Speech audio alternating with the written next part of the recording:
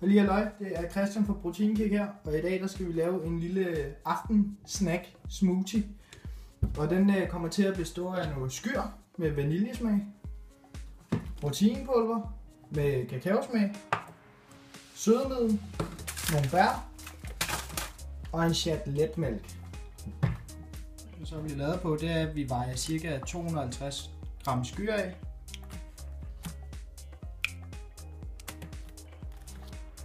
Bum. Og bum. Og bum. Nærmer vi os. Der var den. Lige en lille chat til. Bum.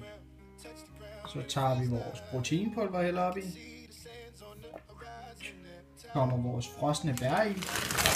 Det gode ved de frosne, det er, så får sådan lidt en iskonsistens. Så propper vi sødmiddel i, og det er sådan lidt på gefylen. Jeg kan godt lide en lidt sød. Sådan. Og så til sidst en lille chat skummemælk. Så er det bare en tur i blenderen.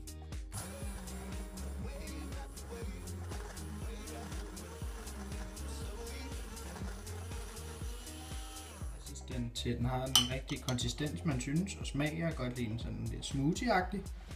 Og så er det ellers bare at få den op i et glas. Og her har I så det færdige resultat. Så er det bare at sige skål.